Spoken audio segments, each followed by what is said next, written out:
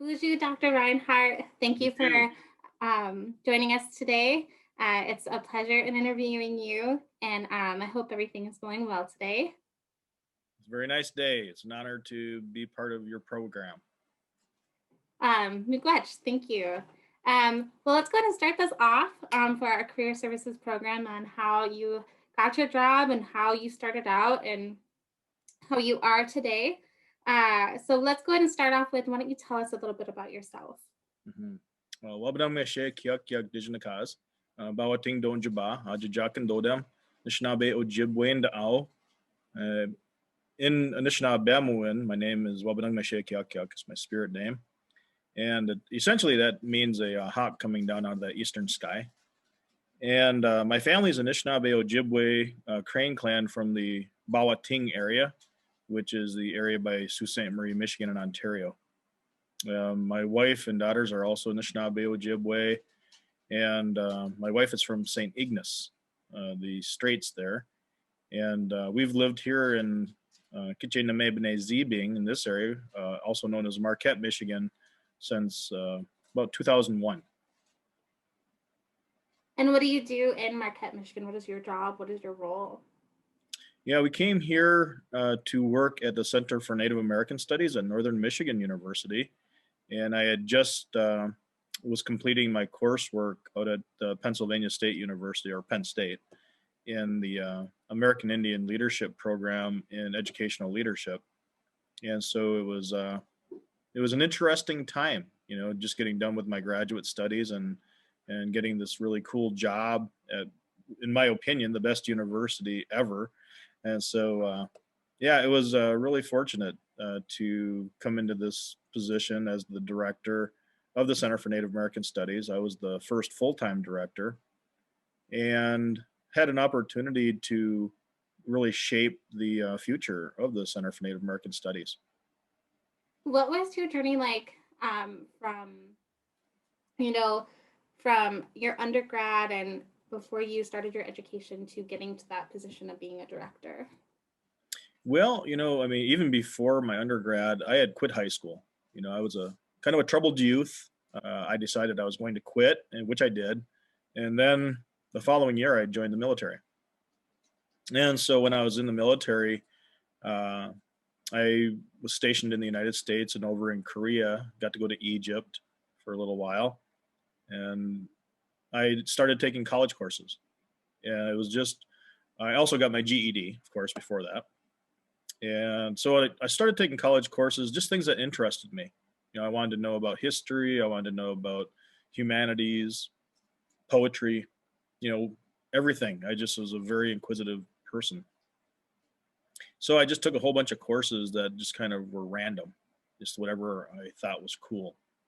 When I got out of the military, I returned to Michigan and went to multiple community colleges. I started off going to Kalamazoo Valley Community College, where I was working on some pre-med courses um, and actually looking at courses in refrigeration and air conditioning. I was a mechanic in the military, so it was made sense to me. So after I graduated from Lansing Community College, I went up to Lake Superior State University in Sault Ste. Marie, and I lived with my grandmother while I attended there for my bachelor's program. And when I first enrolled there, I was in the environmental science program and working on pre med. And so it was challenging. It was very interesting, but it lacked content that I was also searching for that I wanted to know about. And so I talked to my supervisor, academic advisor, and my supervisor for my employment there, and both of them advised me that maybe what I was looking for was more along the lines of sociology. And so I actually switched my undergrad into sociology at that point and ended up graduating with a 4-year degree in sociology. So at after I graduated from Lake State, I went down to Central Michigan University and started their master's program in sociology.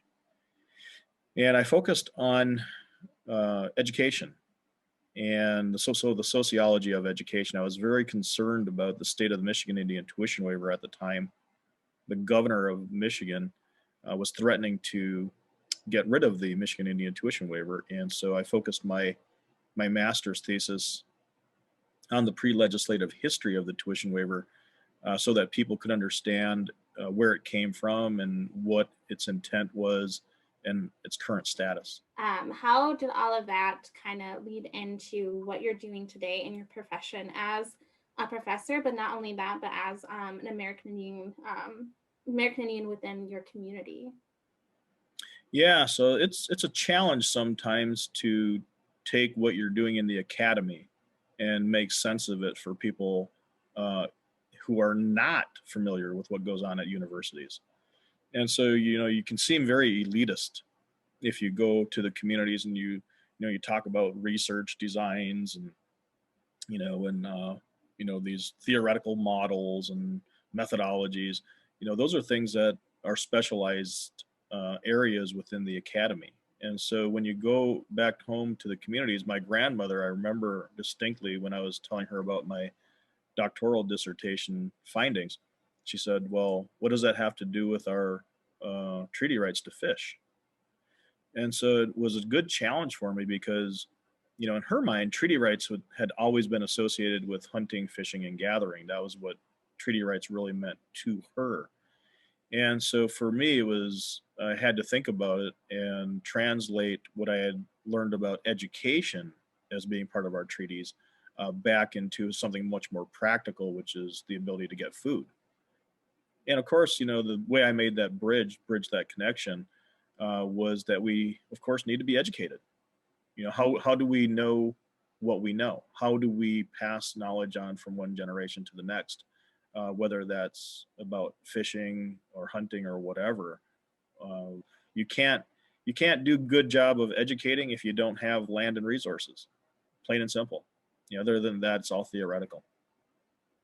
Um, Speaking of that, I know something that you do that has even spread all the way over here to Minnesota is the Decolonization Diet Project. Now that I want to know more about that and how that ended up connecting, how you ended up getting into that project um, with your current role in education. Well, I like to eat, and so food was a very natural progression of my study. Uh, One of the things that we did at Northern Michigan University was bring the First Nations food taster idea.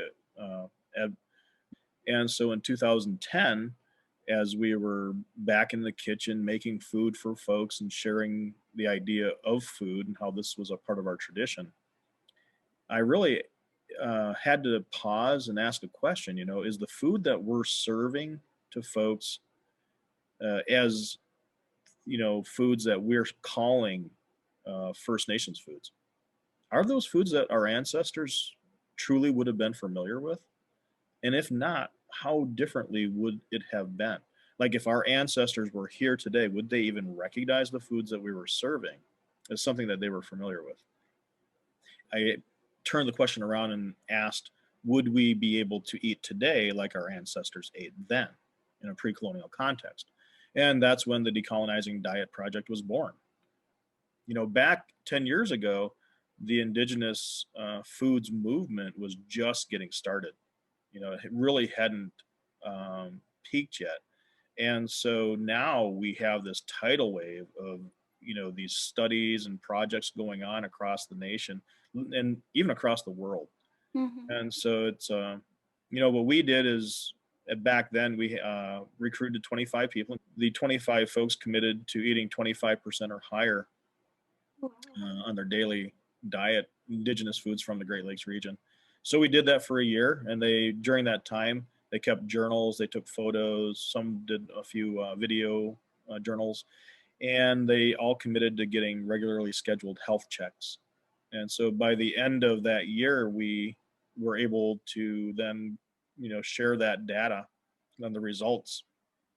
It was amazing, for people, Native American people who disproportionately suffer from diabetes and then obesity and then the resulting heart conditions. that come with that. You know, for us, we were able to say that we had positive weight loss overall, that we decreased significantly our bad cholesterol. Oh, Uh, wow.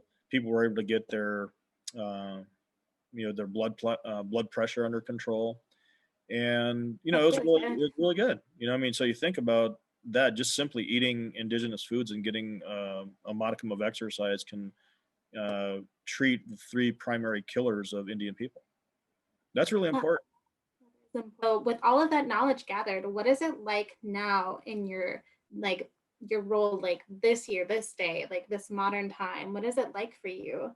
How does that all wrap into one? Yeah, I think oftentimes we get too wrapped up in the idea of a career path, right? Mhm. I think what's really important is that people are passionate about the work that they do. You know, don't ever get stuck in a job you hate, because then you don't like going to work, right? But also enjoy the opportunities of whatever job you have. And so, I served pizza when I was a teenager. I was in the army. I was a mechanic. I've been a student assistant in various capacities. I worked in laboratories. I've done all kinds of stuff. I even did plumbing. And Oh, I have, wow. all of those skills that I picked up along the way help me do what I do now. Because I believe that the more um, broad your education is, the better you understand life in general. And I think that you'll find that most employers out there appreciate that. They appreciate people that are well rounded, that have a broad idea of what's happening. Yeah, so it seems like one thing always leads into the next, which is very like when I listen to people and their stories, it seems like that is a very big theme. Like one experience leads into another experience. But I do have a curious question. What, being Marty now or Dr. Reinhardt now, what would you say to yourself when you were young and maybe that kid who's getting ready to drop out of high school? What would be a piece of something that you would say to him if you Yeah. could? I there's a piece of advice that my dad, who's passed on in 2010, that he always shared with me. He said, "Don't sweat the small stuff. Let that roll off your back." And I think I wish I had listened to that sooner rather than later, because my life would have probably been a little easier. Some things you cannot change. They're beyond you. They take a group of people, they take a nation to change, they take a world to change. But at the same time, there are things that you can do as an individual that can really make a big difference. Looking back, I don't know if I would not quit high school. It was a rougher road. I don't know that I would not go in the military. That was a rough road. But, I gained such good experience from both things. You know, Mhm. it was a rough road, but there are easier paths. And knowing that some of those things I did would be so difficult and such a rocky road, who knows? Maybe I would have done things a little bit differently. No regret. Um, Yeah. No regrets. That's good. That's good. But kind of similar to that question, what would you say if there was a young person or somebody who's interested in doing something along the lines that you're doing, whether that's with like the Decolonization Diet Project, working with Indigenous foods, or becoming a professor of Native American Studies one day? What would you say to them? What would be your advice to a young person in modern times? Yeah, definitely get a well-rounded education.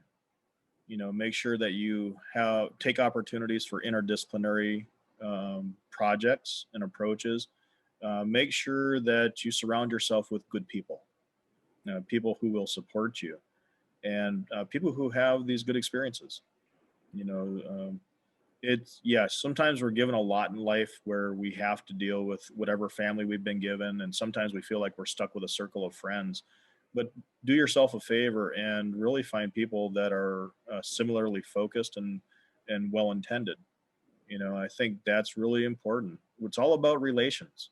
I think also be a reader. You know, read as much as you can about the things that you're interested in. There is so much knowledge out there, but don't forget also that some of that really important knowledge is in an oral tradition. So make sure you reach out to those people in your community, those elders, those wisdom keepers who have this traditional knowledge that will, when you combine the two, that book knowledge and that traditional knowledge, it's the best of both worlds. Uh, Mhm. and also, be wary of people who tell you it's there's only one way of doing something. There's oftentimes multiple ways of doing something. I really think one of the best teachings I ever got in my life was from one of my elder teachers, Dr. Dan Pine Sr., Mushkikinine from Gitaganzi, being Garden River First Nation in Ontario. Uh, he told me when I was a young man, there are many paths to the center of a circle, you know, and I really take that to heart. It was a very simple teaching, but it's helped me understand my own path in relationship to the paths of I others. just wanted to say, Jimmy Gwetch from Employment Services Team, the American Indian Family Center, and myself, Dr. Reinhardt, thank you so much. Is there any parting words you would like to share with people who are watching this video? No, I think, well, I guess there is one thing. We're just coming, hopefully, out of this time period, historic time period, where we're seeing this pandemic, just really disrupt people's lives. But we're also seeing a different kind of disease, and that's that racism and hatred that is really impacting people's lives.